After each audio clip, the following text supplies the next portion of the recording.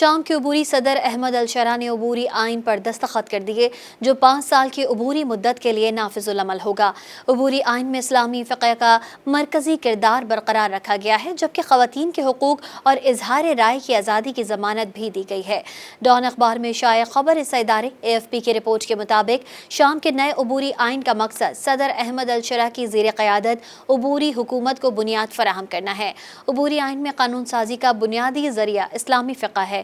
عبوری آئین پر دستخط کی تقریب کے دوران عبوری آئین ساز کمیٹی کے ایک رکن نے عبوری آئین کے مسودے کا خلاصہ بیان کرتے ہوئے کہا کہ اسلامی فقہ کو قانون سازی کا منبع قرار دیا گیا ہے اور شامی صدر کا مذہب اسلام ہی رہے گا۔ عبوری آئین میں انسانی حقوق کے قوانین کے احترام کے ساتھ خواتین کے سماجی، تعلیمی، معاشی اور سیاسی حقوق کی ضمانت دی گئی ہے اور اظہار رائے سمیت میڈیا اور پریس کی آزادی فراہم کی گئی ہے۔ عبوری آئین کے تحت اقلیتوں کو بھی تحفظ فراہم کیا گیا ہے۔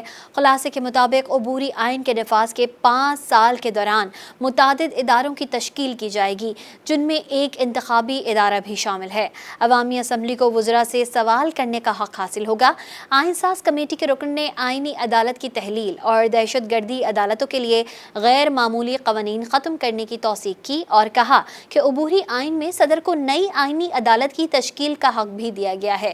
عبوری آئین میں صدر کے غیر معمولی اختیارات میں توسیع نہیں کی گئی اور صدر کو صرف ایک غیر معمولی طاقت دی گئی ہے جو ایمرجنسی کا اعلان ہے۔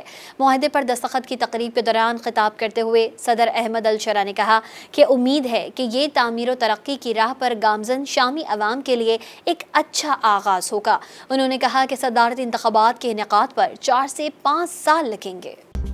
مزید نیوز اپ ڈیٹس اور ڈیجیٹل سٹوریز کے لیے سبسکرائب کریں ڈان نیوز پاکستان۔